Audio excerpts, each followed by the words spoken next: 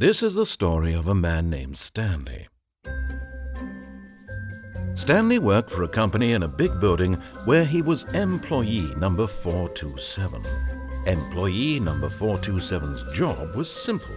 He sat at his desk in room 427 and he pushed buttons on a keyboard. Orders came to him through a monitor on his desk, telling him what buttons to push, how long to push them, and in what order.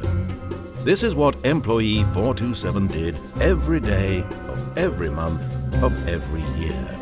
And although others might have considered it soul-rending, Stanley relished every moment that the orders came in, as though he had been made exactly for this job. And Stanley was happy. And then one day, something very peculiar happened. Something that would forever change Stanley. Something he would never quite forget. He had been at his desk for nearly an hour when he realized that not one single order had arrived on the monitor for him to follow. No one had showed up to give him instructions, call a meeting, or even say hi. Never in all his years at the company had this happened, this complete isolation. Something was very clearly wrong. Shocked, frozen solid, Stanley found himself unable to move for the longest time. But as he came to his wits and regained his senses, he got up from his desk and stepped out of his office. All of his co-workers were gone. What could it mean? Stanley decided to go to the meeting room. Perhaps he had simply missed a memo.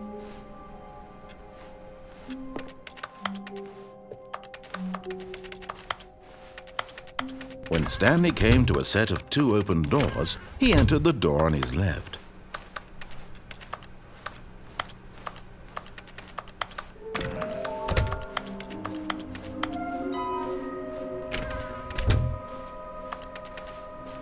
Coming to a staircase, Stanley walked upstairs to his boss's office.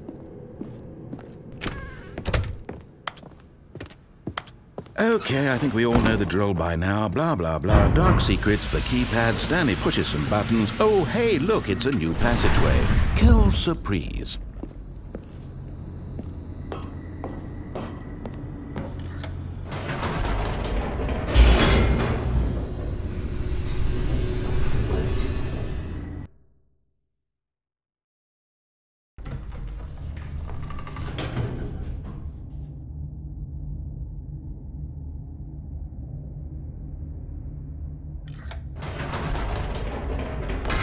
Whoops, nope, never mind. Stanley actually got back into the elevator and went back up. Silly me.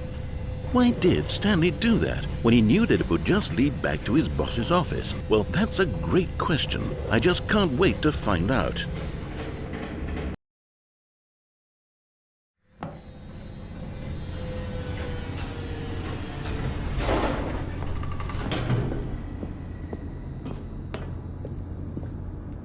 Here we are, Stanley. It's your boss's office. Exactly the way it was before you got onto the elevator. It's still just exactly what it is. What a decision you've made to come up here and look at the office again.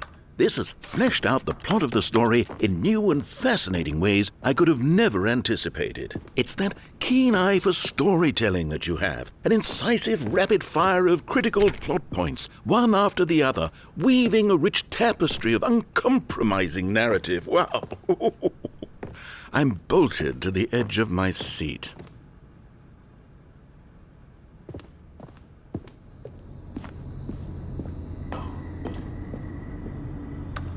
Incredible. Now he's getting back into the elevator and going down again. Ladies and gentlemen, how does he keep coming up with all of this?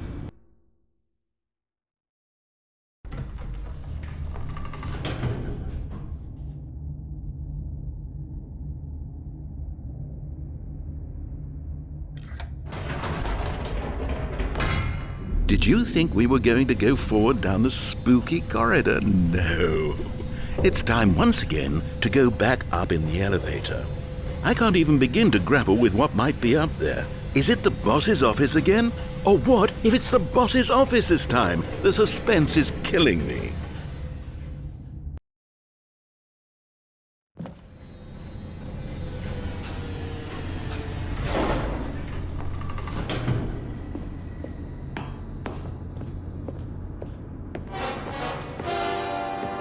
Oh my God, it's the boss's office. This absolutely changes everything for me. Give me a time out here for a minute while I process this.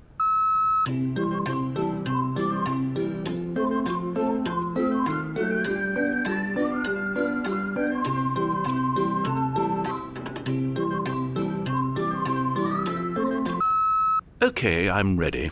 I'm prepared to embrace this stunning revelation and to move forward with... No, wait. No, I need more time to process.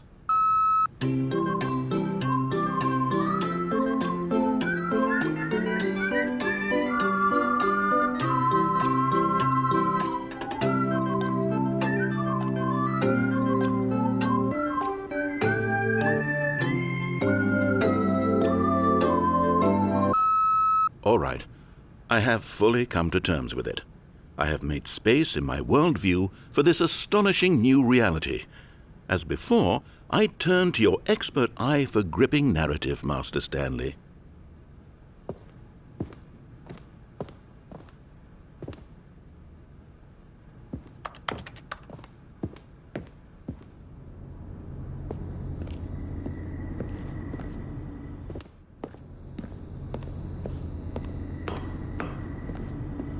Of course. Going back down in the elevator. How did I not anticipate it? I mean, sure, now it's obvious, but you have to understand that 30 seconds ago, this kind of thing had never been attempted before. I had no frame of reference to even anticipate it. That's just how revelatory Stanley's decision-making is. A breath of fresh air in a landscape of storytelling that has grown stale and repetitive.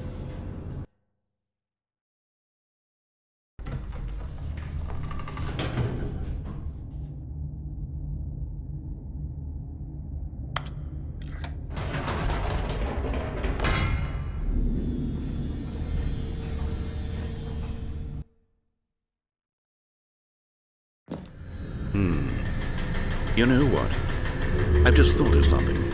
Hold on, let's stop for a moment. Don't you realize? It's the anticipation, Stanley. You and I, we have no way of knowing what will be at the top of this elevator. But the suspense, the agony of waiting and anticipating and having to guess, that's the real thrill. Oh, I simply don't want to let that feeling go. It's so precious, so fleeting. Why don't we take this elevator ride nice and slow?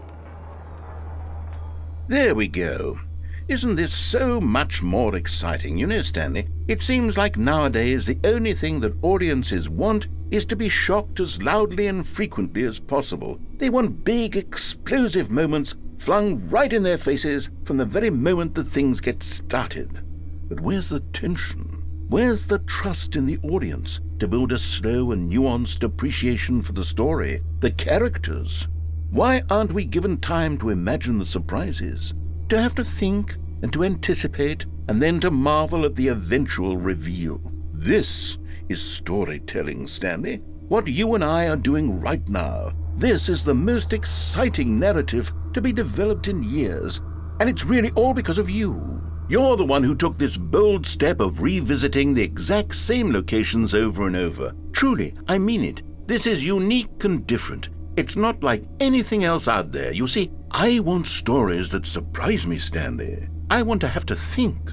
I want to be engaged and not pandered to. We're being fed such unimaginative drivel all the time, and we all know it, which is why we're so starved for content that makes us feel sharp and vital and alive. That's why people like you so much, Stanley, because you're not afraid to spit in the face of tradition. You're a role model, you know? People look up to you. Which is why, oh, I didn't know when to spring this on you, but, well, I've gathered a little press conference for you so that you can talk about your work and your storytelling and your life.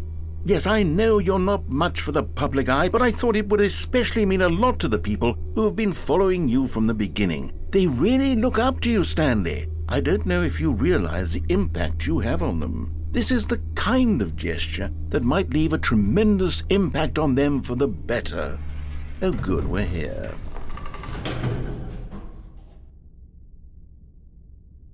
Okay, the room where we're holding the press conference should be just around the corner here somewhere.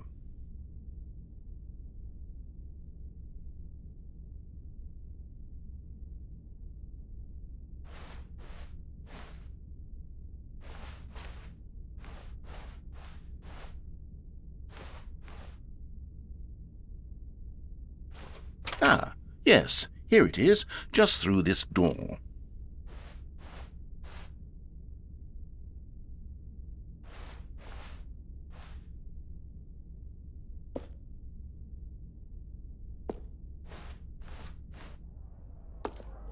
All right, are you ready? I've told them you're going to speak a little bit about the nature of surprise in storytelling and what it means to craft a truly unpredictable narrative. Oh, don't worry, you'll do great. Just be yourself and speak from the heart. I'm really proud of you, Stanley. Okay, it looks like they're ready for you. Go get 'em.